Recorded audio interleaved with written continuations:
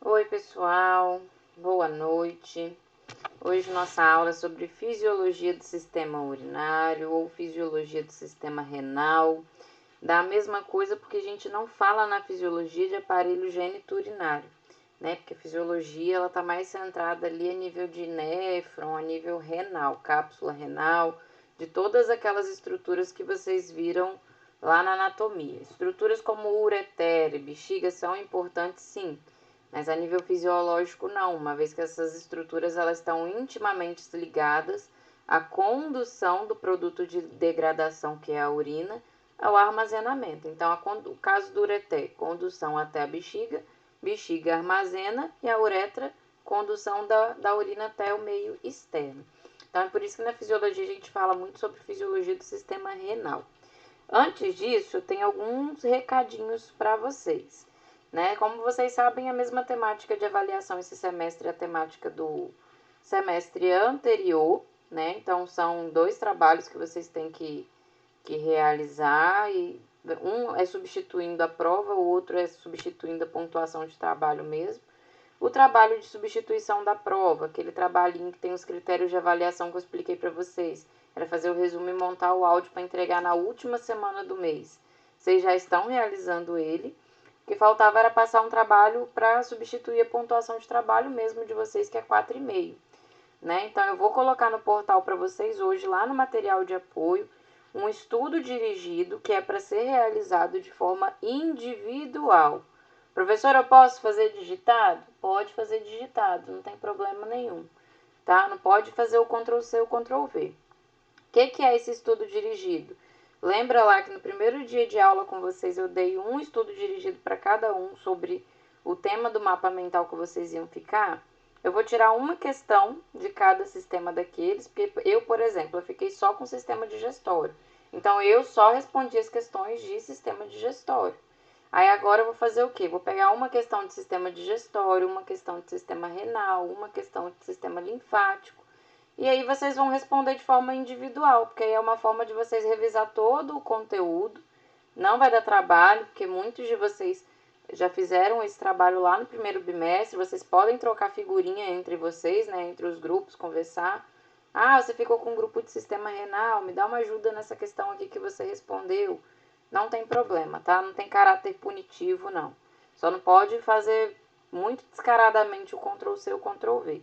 E aí vocês vão postar lá no portal acadêmico para mim no dia 19. E presta atenção mais uma vez, pelo amor de Nanã, tá? A data que aparece no portal acadêmico para vocês sempre vai ser do dia 20, meia-noite do dia 20. Mas por quê? Porque ele vai considerar que vocês entreguem, eu coloco lá pro dia 19, o portal acadêmico vai aparecer o dia 20. Ele vai considerar a meia-noite do dia 20. Então, até a meia-noite lá da sexta-feira do dia 19, até 11h59 eu consigo postar atividade no portal. Deu dia 20, meia-noite, meia-noite do dia 20 ele fecha. Meia-noite do dia 20 não é do sábado pro domingo não, gente. É da sexta-feira pro sábado. Então é por isso que quando eu falo para vocês, posto o trabalho no dia que é o da aula, que o portal sempre considera um dia antes. É por esse motivo. Eu vou colocar a data lá no portal para vocês, dia 20, data de entrega do estudo dirigido, que é individual. Cada um vai lá e posta o seu. Mas é para entregar até o dia 19, até 11h59 do dia 19, tá? De forma individual. E aí a gente fecha a distribuição de pontos da disciplina de Fisiologia Humana. Vocês têm, então, essa aula de hoje para começar já a responder o estudo dirigido de vocês, que é bem tranquilinho. Tem o feriadão aí da semana que vem e tem a outra semana ainda para responder esse estudo dirigido e postar lá no portal. E aí fechou as notas. Disciplina de inovação em saúde. A gente também tem que fechar essa disciplina, tá? Que é o protótipo que vocês estão fazendo o semestre inteiro. O que vocês vão fazer agora? Apresentar ele para mim na aula, tá marcada lá no dia 19. Né? Então, de 9 às 10, a gente vai ter a apresentação do protótipo de vocês. Sem ser semana que vem, na outra ainda. Então, vocês podem aproveitar, eu vou abrir um fórum lá semana que vem, só para vocês tirarem dúvida. Não vou colocar conteúdo no fórum, igual eu coloquei o filme lá para vocês assistirem, que vai dar trabalho. Eu vou deixar o fórum livre para vocês tirarem dúvida. Ah, professora, eu tô com dificuldade de montar a apresentação por esse motivo. Meu grupo não conseguiu o resultado. O que vocês vão fazer agora é apresentar o que vocês fizeram todos esses 2 bimestres, né? Vários grupos me procuraram, professora, como é que eu tenho que fazer para apresentar o resultado? Eu falei, faz entrevista, faz pesquisa via link, traz um modelo do aplicativo. É isso que vocês têm que apresentar para mim agora no dia 19, tá bom? Como é que a gente vai fazer essa apresentação? Vocês precisam baixar, no dia 19 eu vou repetir tudo isso com vocês, tá? Vocês podem ficar tranquilos, que não precisa abaforar, ficar desesperado, não. Mas já estou explicando desde então para vocês se adiantarem. Vocês vão baixar o aplicativo Cisco Webex. É um aplicativo que é igual ao Zoom. Pode baixar no celular ou no computador. E aí, um aluno do grupo só, vocês escolhem um aluno do grupo, vai fazer uma apresentação do protótipo de vocês. Né? Apresentação de slide, vai mostrar o que vocês fizeram, se tiver foto, print das reuniões de vocês, o que vocês montaram. Vai apresentar de fato o que é o protótipo de vocês, o que foi o projeto de inovação em saúde de vocês. Tá joia? Então, dia 19, a gente tem, lá pro dia 19, sem ser semana que vem na outra, individual, cada qual faz o seu estudo dirigido, que é o estudo dirigido que vocês já fizeram lá no primeiro bimestre, mas vocês só tinham feito de um sistema. Agora a gente vai fazer uma revisão de todos eles. Vocês podem trocar figurinhas entre os grupos, não tem problema, para deixar isso bem claro. E aí a gente vai também fazer a apresentação do protótipo de inovação em saúde. E aí vocês têm essa semana que vem para tirar dúvidas. Estou à disposição. Enquanto isso, cada semana eu continuo soltando as aulas de vocês. Semana que vem eu vou colocar a aula lá de sistema neuromuscular, que a gente já vai entrar, tá? Professora, eu não consegui assistir no horário da aula. Vocês sabem que não tem problema, vocês podem assistir a hora que dá. Hoje mesmo eu estou tentando postar essa aula mais cedo, porque devido ao horário de trabalho eu não estava conseguindo postar antes. Eu consegui colocar em cima do horário da aula mesmo. Então vou tentar postar mais cedo lá no portal para vocês. Quem puder assistir já assiste. Já tira a dúvida do sistema renal. E um outro ponto importante também para vocês que eu tenho que falar antes que eu me esqueça. O sistema renal, na fisiologia, ele é muito lúdico. Né? Assim como na anatomia, que eu desenhei um néfron no quadro para vocês. Esse seria o ideal dessa aula, né? Eu desenhar um néfron, mostrar para vocês na imagem onde que é a reabsorção, onde que é a absorção, onde que reabsorve sódio, onde que excreta sódio. E aqui nos slides eu não consigo fazer isso, né? Até tentei gravar pelo Paint para ver se eu conseguia mudar de tela para o Paint e ir riscando algumas coisas, mas eu descobri que eu não tenho coordenação motora para o mouse, gente. Aí ficou muito ruim. Então, assim, eu me disponho para quando essas aulas retornarem, aula presencial, né? A gente sair desse período de aula remota, um horário que vocês estiverem livre, eu dar essa matéria de novo de sistema renal com vocês presencialmente. Que aí eu faço o desenho no quadro, explico para vocês no quadro. Como não foi possível fazer essa mudança de telas, que era o que eu tinha previsto, eu peguei e deixei tudo por extenso aqui nos slides para ficar de fácil aprendizado para vocês e de forma resumida. Mas tem lá no livro, na biblioteca virtual de vocês, tudo isso que eu estou falando aqui também, tá? Os slides já estão lá no portal para quem não tiver disponibilidade de assistir a videoaula, mas assistam a videoaula depois, que é importante, mesmo que está de forma bem resumida. E aí a gente começa, como sempre, né, relembrando alguns aspectos da fisiologia do sistema da anatomia do sistema renal, para a gente adentrar a fisiologia dele, né?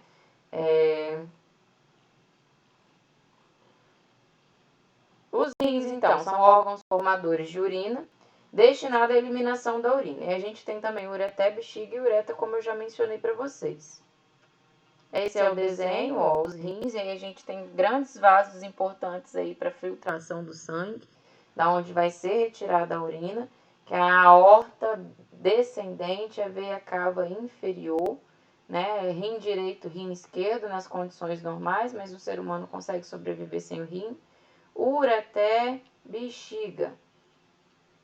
Órgãos do sistema urinário: rins, ureteres, 2 rins, 2 ureteres, uma bexiga e uma uretra. Sendo que no sexo feminino a bexiga é de um tamanho reduzido devido ao útero, né? Diferentemente do sexo masculino. A localização está na parede abdominal, na região retroperitoneal. É isso, a gente passa bem rapidinho, porque isso vocês viram na anatomia. Inclusive, o início dessa aula é o início da aula de anatomia, só para vocês relembrarem, tá? E aí nós temos o hilo renal, que é da onde adentram os grandes vasos, né? Aí a gente tem o pedículo renal, que são as bifurcações desses vasos sanguíneos que vão adentrar aqui o rim. Hilo renal, onde de fato elas se encontram, e o seio renal, que é onde esses vasos sanguíneos já estão dentro do órgão mesmo, falando de forma direta. Lá no hilo renal, nós temos presente a artéria renal, a veia renal, os ureteres, os vasos linfáticos, alguns nervos e o pedículo renal, que é a formação dos vasos sanguíneos aqui. Temos a presença da glândula suprarrenal, que aqui é extremamente importante, que ela é responsável por liberar alguns hormônios importantes aí na regulação renal, de pressão arterial também.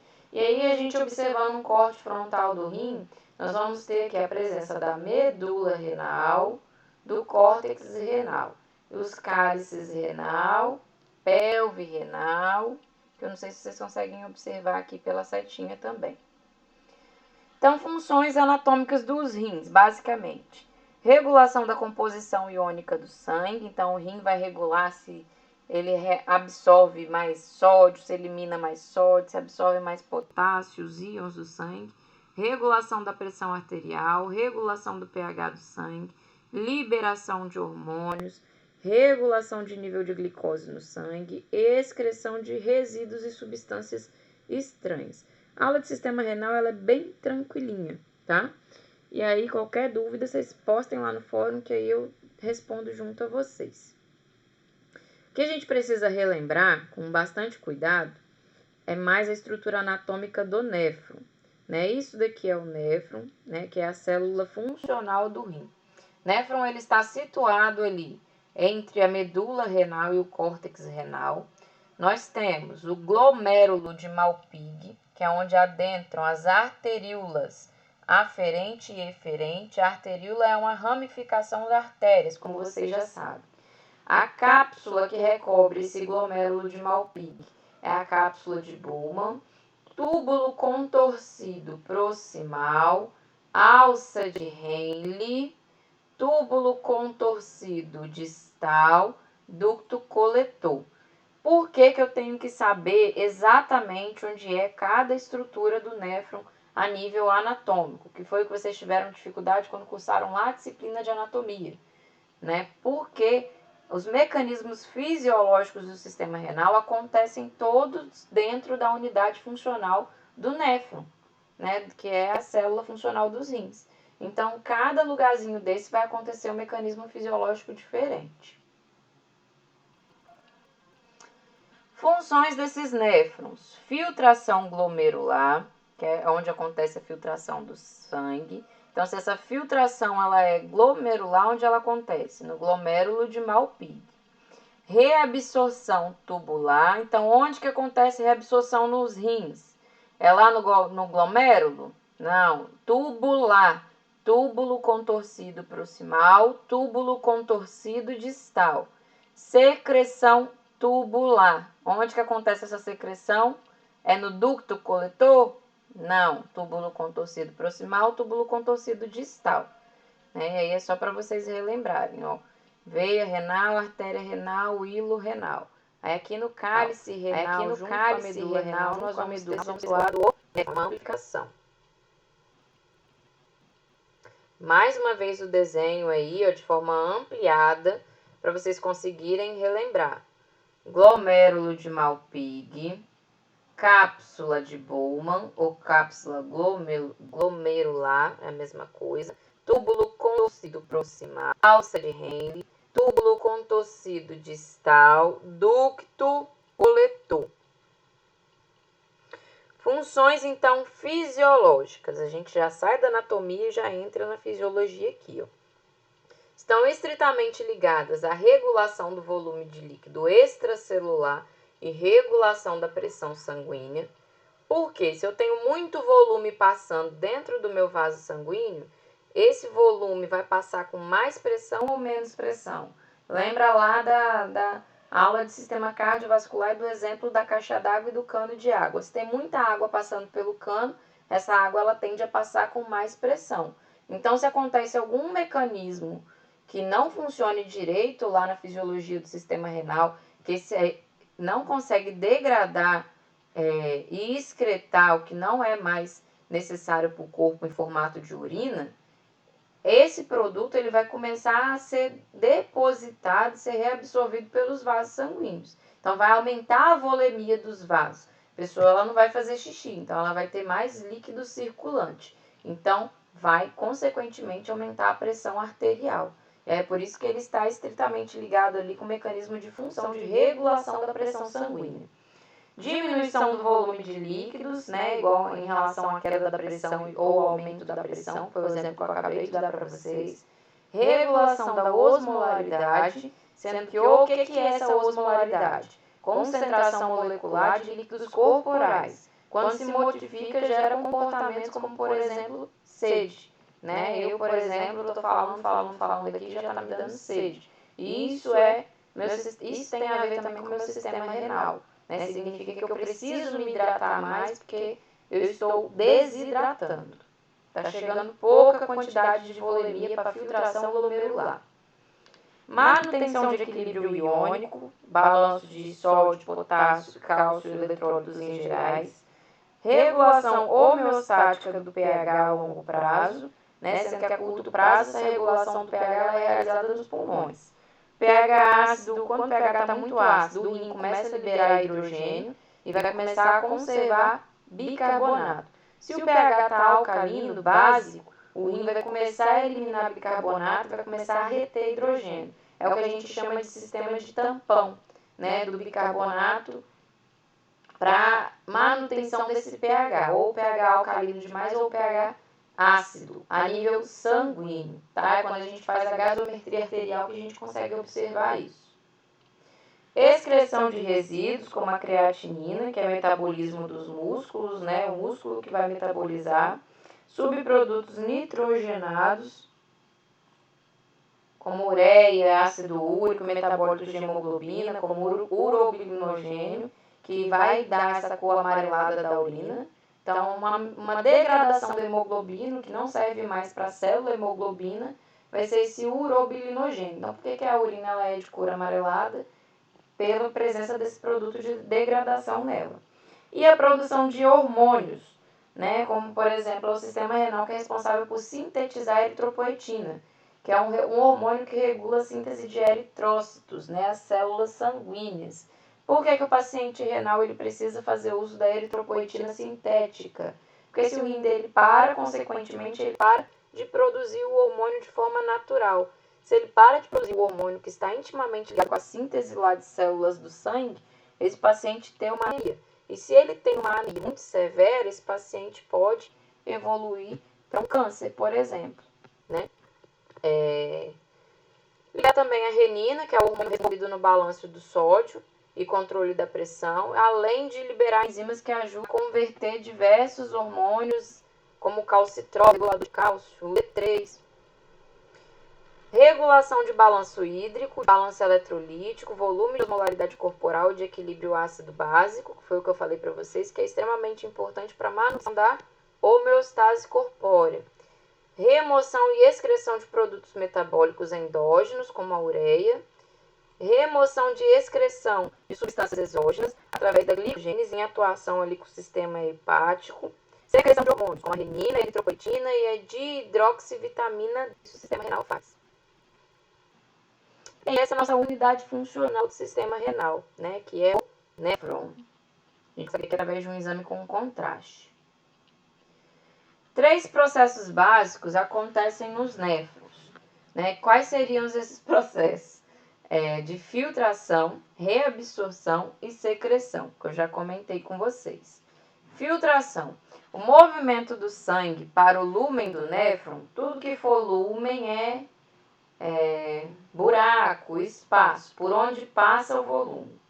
Acontece apenas no corpúsculo renal, próximo ali do cálice renal. E esse líquido ele vai começar a ser chamado de filtrado glomerular. Se é filtrado glomerular, esse processo de filtração ocorre no glomérulo de Malpighi, dentro da cápsula glomerular.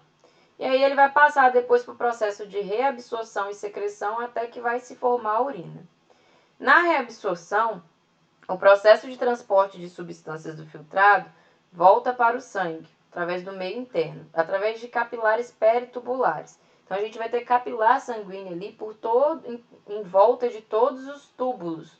Túbulo contorcido proximal, túbulo contorcido distal, e através da mudança de pressão ocorre essa osmolaridade. E aí o sistema renal vai identificar se ele precisa reabsorver ou se ele pode só eliminar aquela quantidade de substâncias, filtrados, eletrólitos que estão passando ali por esse sistema de filtração. E a secreção é responsável por remover moléculas específicas do sangue e adicionar ela ao filtrado glomerular, que vai retornar ali para a corrente sanguínea, vai voltar para o sangue. Eu tô vendo, meu corpo tá vendo que eu tô tremendo demais, tá me dando muita cãibra. Né? Um exemplo fácil para vocês conseguirem assimilar. A gente ouve a avó falando, tá tendo muita cãibra porque tá faltando potássio. Come banana, que banana é rica em potássio.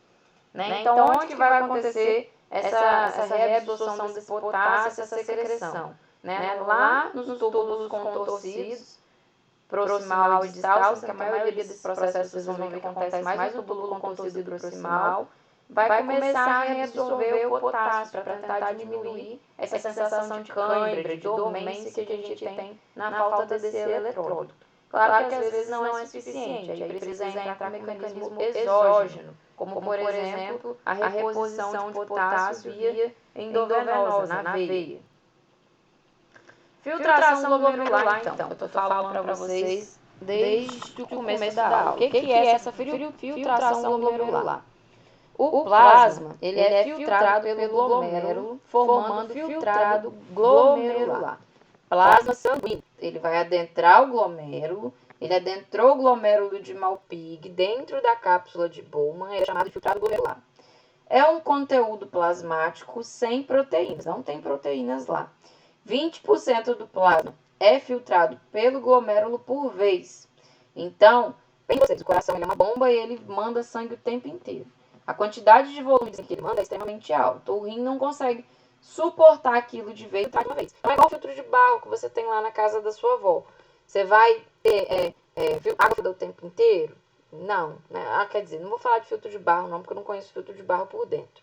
Vou dar o filtro normal. Né? A gente tem um galão que tem um volume muito grande de água. E aí eu tenho a opção da água gelada e da água natural. O suporte, ele não consegue dar conta de gelar toda a água do galão, correto? Né? Porque é um volume muito grande. Então, ele vai gelando a água aos poucos. Esse exemplo ficou top. E assim acontece com os rins. Ele não consegue filtrar de vez o sangue todo que é mandado pelo coração.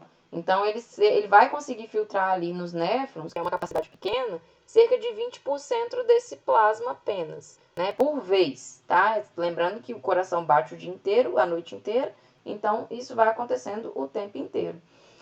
Muitas substâncias filtradas podem ser reabsorvidas pelos túbulos e não filtradas completamente podem ser secretadas através dos túbulos. E as células tubulares podem ainda secretar elas próprias as substâncias.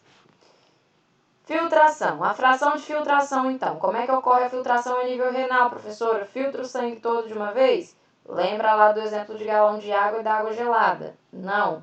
É apenas 20% do plasma que passa através do glomérulo é filtrado.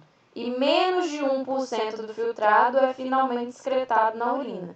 Então, daquela volemia toda que eu tenho de sangue, por vez, meu rim vai conseguir filtrar 20%, e geralmente 1% é o que se transforma em urina. Então, quando sua bexiga está cheia, que você está querendo fazer xixi, seu rim já trabalhou num processo de filtração ali, diversas vezes, que o potencial de armazenamento da sua bexiga, com certeza não é de apenas 1% de urina. Exceto se você tem algum problema a nível de armazenamento ali na bexiga, né? Que aí já foge do mecanismo fisiológico normal. Lá no corpúsculo renal, a gente tem 3 barreiras de filtração, lá no glomérulo de Malpighi. A primeira é o endotélio capilar, A segunda, a lâmina basal, que é responsável por separar o vaso do epitélio da cápsula de Bowman, e o epitélio da cápsula de Bowman. Então, lá no glomérulo de Malpighi, que é esse corpúsculo, a gente tem três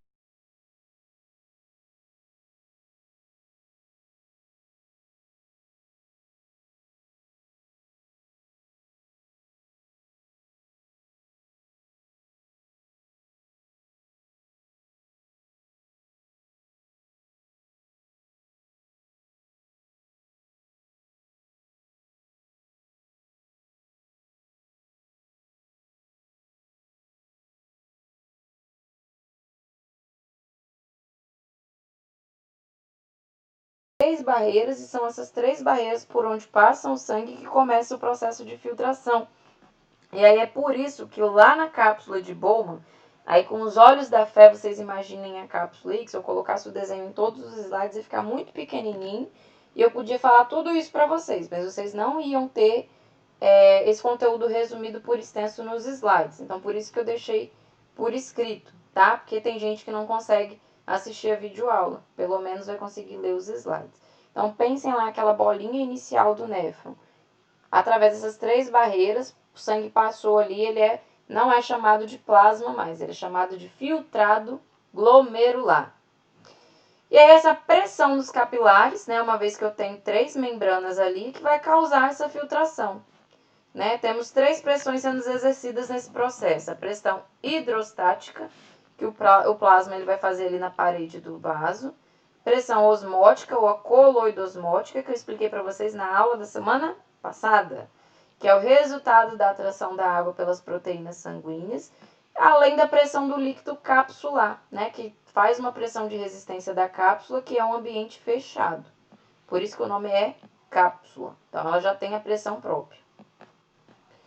O conceito de taxa de filtração glomerular. O que seria essa taxa de filtração glomerular, então? Que a gente consegue aferir, tá? É o volume de líquido filtrado dos glomérulos para dentro do espaço de Mollmann, por unidade de tempo, né? Que a gente entra aí na física biomédica. Depende da pressão da filtração glomerular e de permeabilidade de membranas corpusculares.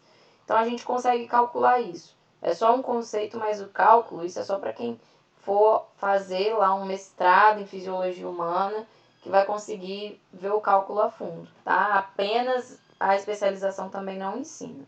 Em humanos, essa taxa é de mais ou menos 180 litros por dia de filtrado glomerular, sendo que o volume do plasma sanguíneo é de 3 litros, então os rins eles vão filtrar todo o plasma aí 60 vezes por dia.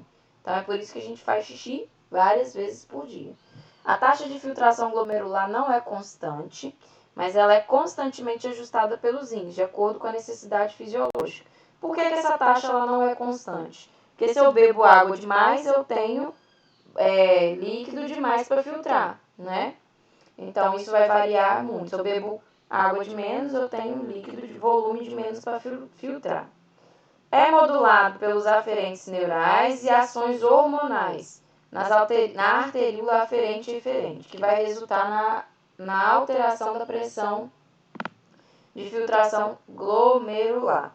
Por que é regulada por hormônio? Porque se minha pressão cai demais, vai ser liberado um hormônio, vocês vão ver mais na frente, junto com uma enzima, vai tentar ter um mecanismo de feedback negativo, que eu expliquei para vocês desde lá a primeira aula o que é esse feedback.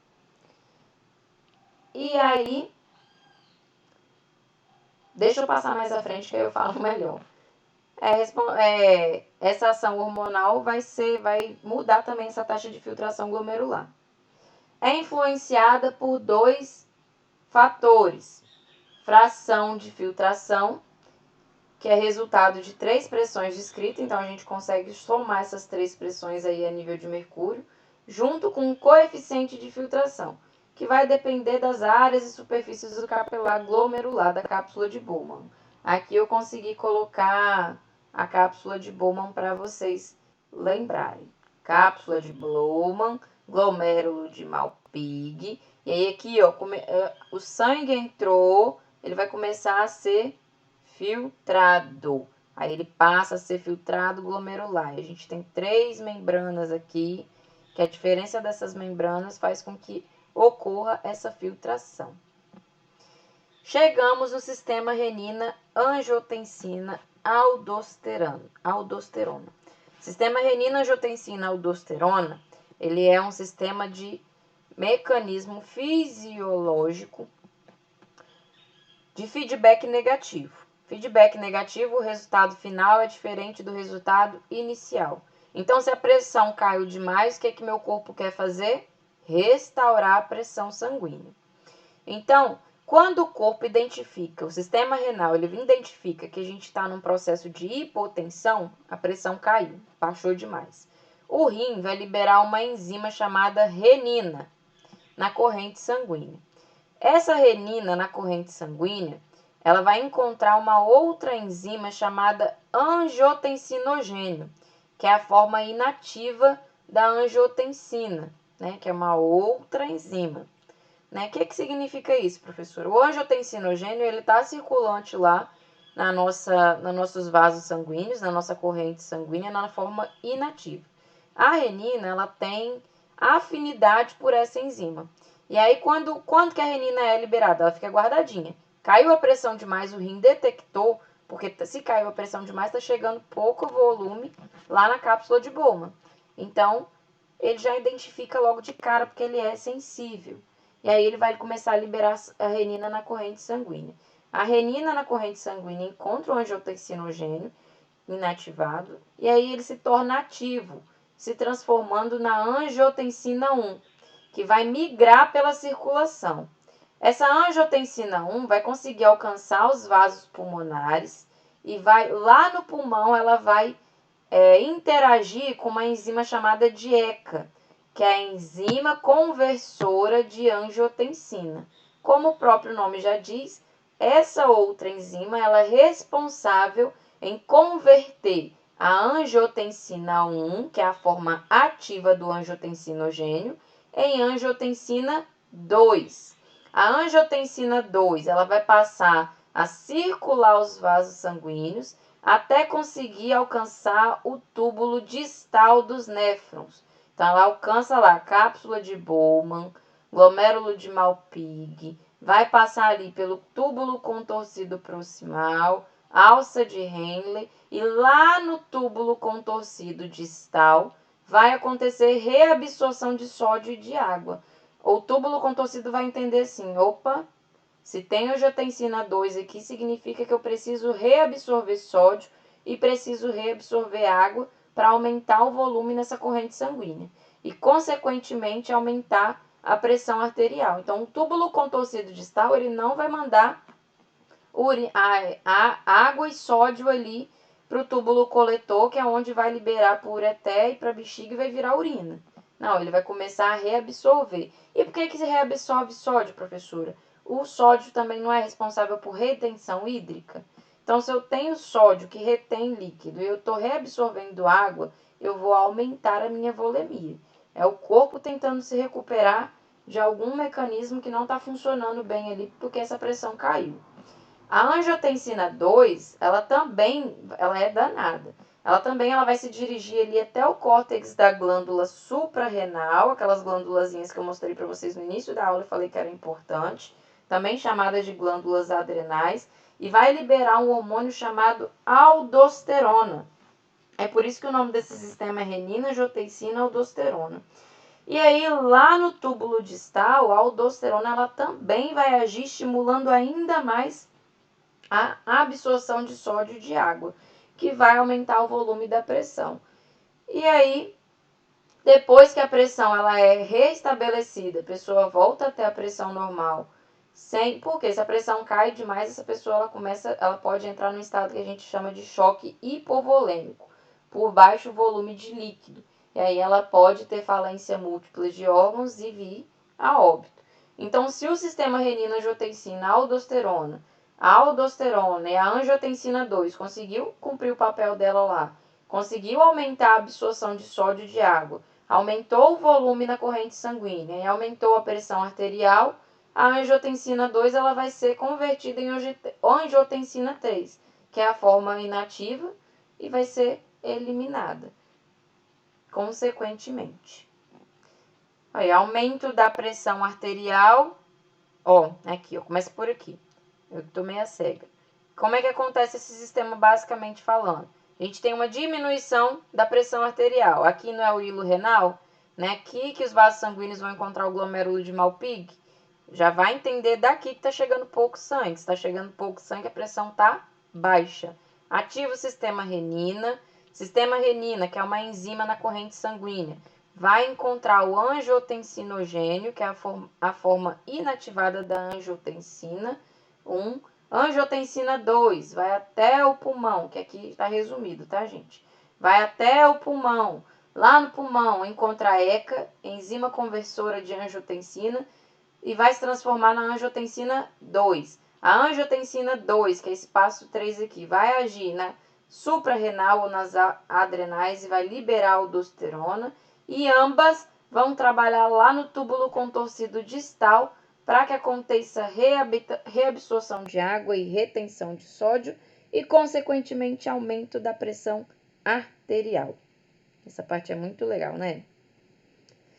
Reabsorção, a maior parte acontece nos túbulos proximais, como eu falei para vocês.